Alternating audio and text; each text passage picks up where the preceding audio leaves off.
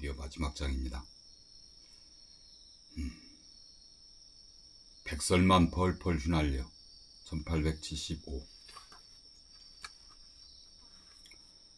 소쩍 쇳소리가 처마에 치던 날 창호지의 달이 비쳐 젖을 물린 수경의 모습이 또렷하였다. 방금 전까지 젖꼭지를 빨며 큰 숨을 쉬던 어린 것은 잠이 든 모양이었다. 100일을 넘어서자 아이는 방긋거리기도 하고 손가락을 쥐어주면 꼭 틀어쥐곤 해서 병호는 숨이 멎는 듯 하였다. 아이의 입에서 젖꼭지를 뺀 수경이 돌아눕다가 병호와 눈이 마주쳤다. 어찌 그러십니까? 아이에게 빼앗겨 서운하십니까? 병호는 그녀 곁에 누웠다. 그럴 리가요. 너무 뿌듯하여 겁이 나지요. 무슨 걱정이 있습니까? 아무 걱정도 없습니다. 수경이 손을 들어 병호의 턱에 난 수염을 쓸었다. 먼 데서 부엉이가 울고 뒤안에는 쥐들이 부산스러운데 밤벌레 소리까지 더해져 밤이 낮보다 소란스러웠다. 사람 사는 곳으로 이사를 하면 어떻겠습니까? 이 산골은 답답하겠지요. 하지만 이는 아버님 뜻이 아닌가요? 동무들과 한 바퀴 돌면서 결심이 깊어졌습니다. 담을 쌓는 대신 사람들 속에 묻히기로요. 내일은 스승님께 뜻을 전하고 아버님께도 말씀드려야지요. 귓볼을 만지던 수경의 손길이 멎었다. 저희끼리 싸움이 났는지 쥐들이 사나운 소리를 냈다. 전 괜찮습니다. 1년 넘게 몸붙이고 살면서 서방님을 조금 더 알게 되었습니다. 봉상아제를 포함해 동무님들이 뜻하는 바도 짐작하게 되었습니다. 그녀는 거기까지 말을 잇더니 돌아누웠다. 혹여 서방님께서 무슨 병고를 당하면 저는 돌아보지 않고 제가 하겠습니다. 저 어린 것을 어찌 먹이며 살겠습니까? 그것은 뜻밖이면서도 야속한 말이었다. 청상과부의 혼인은 옛적부터 금지되어 온 일이요. 어기면 손가락질하는 것으로 알아 모두 경원시하였다.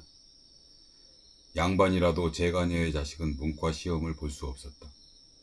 병훈애가 어렵사리 구해 숙독한 문건의 증언이도 그런 연고로 천하를 주유하다가 깨달은 바를 문서로 남겼다지만 그게 빌미가 되어 목이 잘렸다고 하였다.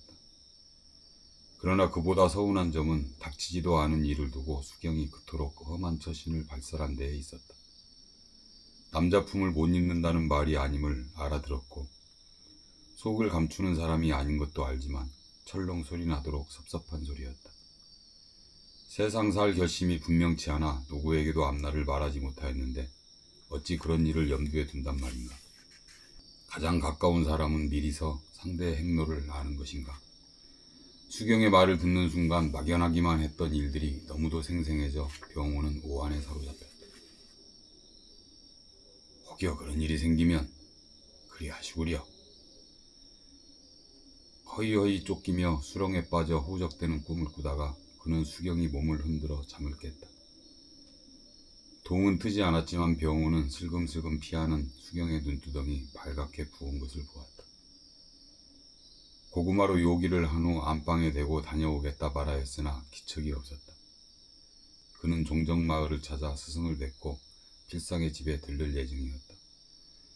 동네에서 돌아올 적에 동무들과 주기를 정해 만나기로 약조했는데 오늘이 그날이기도 하였다.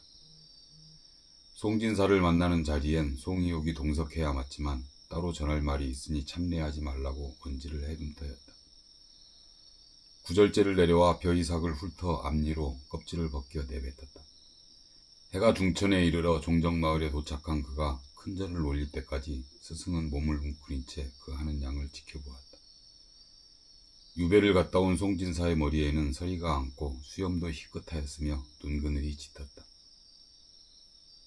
내 요즘 무슨 글을 읽느냐? 지난달에 부를 지어오라 하였으나 스승은 다른 것을 물었다. 전성이 게을러 읽는 일은 못하고 궁리만 하였습니다. 내가 한다는 궁리는 그렇다면 무엇이냐? 두서가 없는 일들이라 말씀드릴 것이 못됩니다. 나이 들어 헐거워진 콧날 때문에 내려앉은 돋보기 위로 스승이 눈을 찢었다. 강화도를 침범한 왜구들이 수호조약을 맺자고 떠든다는 건 알고 있으렸다. 어느 얼마 전부터 이양선에 관한 흉흉한 소문이 들려왔었다. 북상하는 이양선에 조선포대가 경고사격을 하자 강화도를 초토한 다음 영종도에 나타나 살육과 방화를 일삼았다는 것이었다. 그 배의 이름은 운양으로 수교를 하자며 무력을 행사하자 백성들은 임진년이 떠오른다고 수군거렸지만 개화파는 수교 쪽으로 가닥을 잡는 중이었다.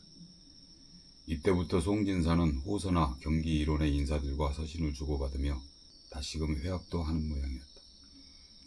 나는 도끼를 들고 광화문에 달려갈 것이다. 헌데 국가의 존망이 걸린 이때 너는 구두를 깔고 누워 궁리만 한단 말이냐. 너를 받아들여 몸소 선비의 길을 가르쳤거늘 경서를 의심하고 삿된 무리의 연설에 귀를 기울이더니 이제는 한다는 소리가 뭐? 궁리를 한다. 내 이놈! 대체 내가 하려는 일이 무엇이란 말이냐? 송진사는 녹이 띈 얼굴이었으나 끝발 좋은 패를 쥔 사람처럼 자신만만하였다. 스승님께서는 그리하실 것이나 제가 나선들 자리나 있겠나이까. 스승님께서 닦아오신 선비의 길은 높고 멀지만은 저는 준비된 것이 없습니다. 하니 스승님께서는 강화문으로 가시고 저는 저대로 준비를 하겠습니다. 저 외구며 양이들은 완전히 새로운 종자들입니다. 그러니 저 또한 새로운 일을 모색할 것입니다. 그것은 답이 아니다. 그 새로운 것이 대체 무엇이란 말이냐? 스승의 독촉의 병우는 아직 어슴푸레한 갈피를 풀어헤쳤다. 스승님께서는 위정척사의 길을 말씀하시지만 그것이 무엇인지요? 사악한 것을 쳐 없애자는 말은 바른 것을 지키자는 뜻이므로 위정이 본체입니다. 헌데 그때의 정이란 저 중원의 말과 그림이여 습속을 일컬으니 그 밖의 것은 배척하자는 뜻이 아닙니까? 저희만 빼고 나머지는 모두 없애자 하니 그것이 저 양이들의 짓거리와 무엇이 다르며 온 세상을 적으로 돌린 데서야 어찌 참된 세상이 있겠나이까? 중원에 비록 향기로운 언행이 있으나 하고 많은 꽃 중에 모란만 향기를 뿜진 않을 것입니다. 한때는 여진을 사악하다 하고 이제는 떠받들자 하니 위정이며 척사란 모였다 흩어지는 둥구름 같은 것이 아닙니까? 너무 편협하여 엇깨어지는 세상의 본체를 보지 못하는 말입니다. 내 이놈! 그러니 어쩌자는 것인지 말하라지 않느냐?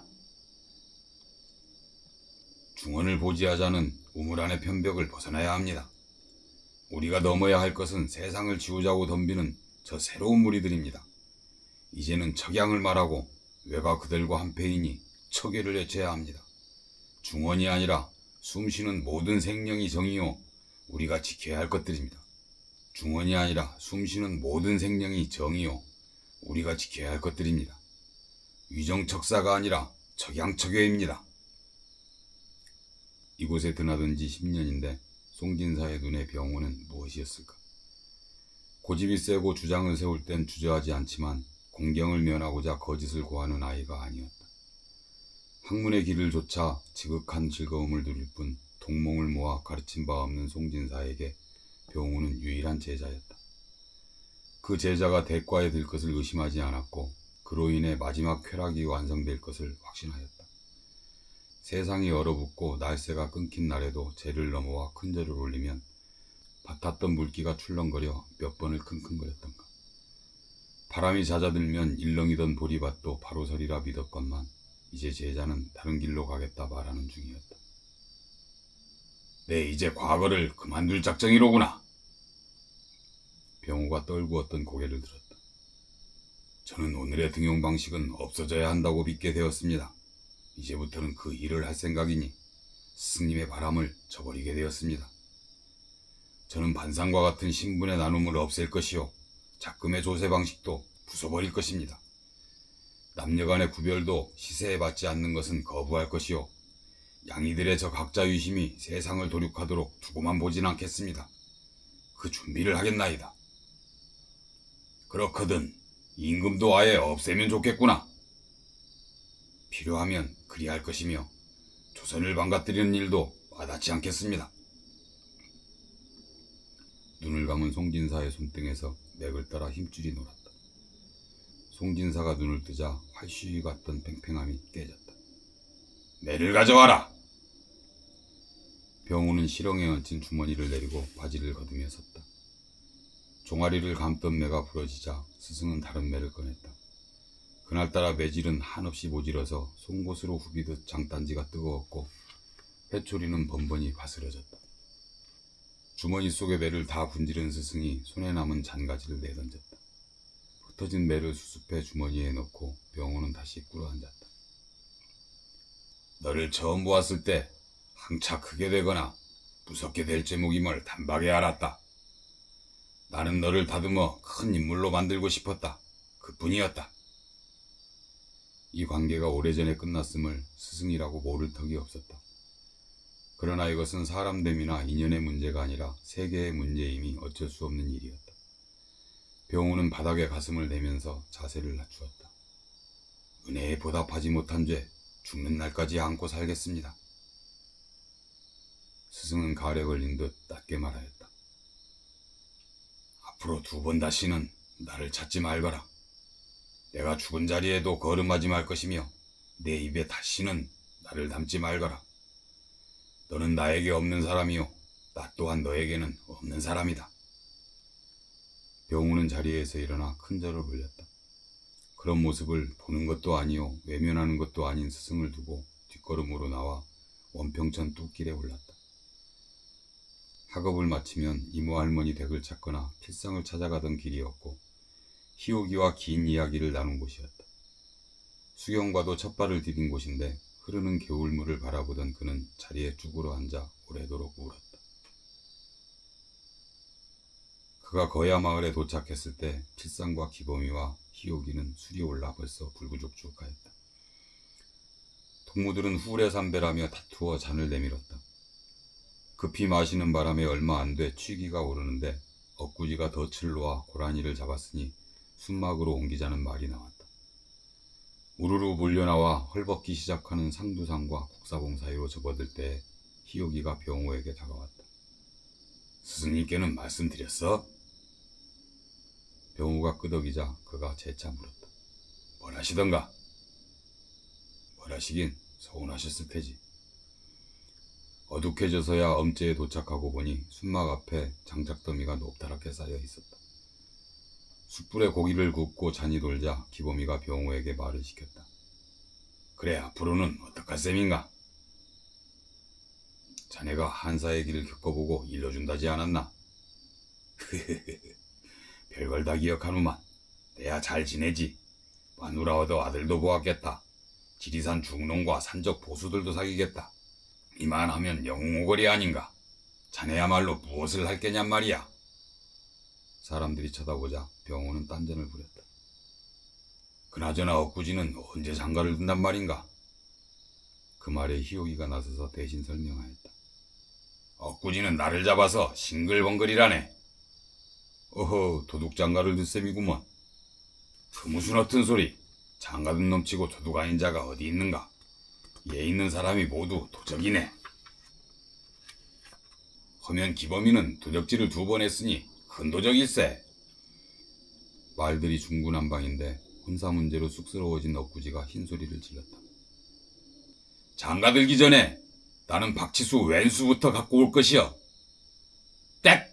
그런 건 혼자 하면 못 써. 기범이의 나무라는 소리에 사람들이 호탕하게 웃었다. 어둠이 깊어가면서 몸이 으슬으슬해지자 엇구지가 장작더미 위에 섭을 넣고 부시를 쳤다. 그가 큰절하듯 엎드려 공기를 불자 불땀이 일면서 밑동에 불이 붙었다.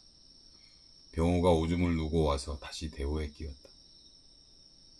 하늘은 어김없이 봄을 이루고 또 여름과 가을을 이루므로 성이라 하였습니다. 세상 만사 어느 것을 하늘의 정성과 성실에 비하겠습니까? 제 봄에 하늘의 이러한 이치를 닮은 자들은 찔레꽃 피면 벽실을 뿌리고 밤꽃 필 때 보내기 하는 자들입니다. 나는 골짜기에서 나와 사람들이 있는 곳으로 가렵니다. 밖에서 세상을 보았으니 안에서 봐야지요. 만백성이 크게 떨치면 후가 도모될 것입니다. 장작더미에서 불이 일어 대낮처럼 밝아지면서 열기가 넘실거렸다. 필상의 집에서 전자까지 하고 온 희옥이가 몸이 달아 윗도리를 벗어던졌다. 가슴에도 시커먼 것이 굶실거려 그는 한 말이 틀림없는 진승이었다. 이리 좋은 날 노래가 없었소냐? 잘은 못하지만 읊어보겠소. 희옥이는 일어나서 투갈이 깨지는 소리를 냈다. 도끼자루 나무는 어떻게 베나? 이도끼 아니면 베지를 못하네. 아내를 얻으려면 어떻게 하나? 중매가 아니면 얻지를 못하네. 도끼자루를 베자, 도끼자루를 베자. 도끼자루의 본보기는 멀지 않구나. 이 시학씨를 이제야 만나보니 음식 솜씨가 그만이구나. 시경 빈풍편의 벌가였다. 희옥이가 노래를 마치자 엊구지는 박수를 치면서 춤도 추라고 부추겼다. 합장하듯 손을 모은 희옥이가 두루미처럼 고개를 넣었다 뺐다 하면서 장작불을 돌았다. 그 모습에 엊구지가 유통을 벗고 합세하며 끼악끼악 괴성을 질렀고 기범이가 뒤에 붙어 같은 짓거리를 반복하였다. 목젖을 움찔대며 한 사발 비운 병호가 스승을 만나느라고 차렸던 복장을 벗어던졌다. 그때쯤 희옥이는 바지까지 훌러덩 벗어던져 삿사이로 시커먼 덩어리가 덜렁거렸다. 병호가 일행 속에 끼어들자 허허 웃던 필상이 마침내 거추장스러운 것을 벗어던졌다. 마치 탑돌이를 하는 것 같았는데 처음에는 유통만 드러낸 사내들이 한 바퀴 두 바퀴 돌아오자 꾀를 홀딱 벗은 몸뚱이로 변하였다.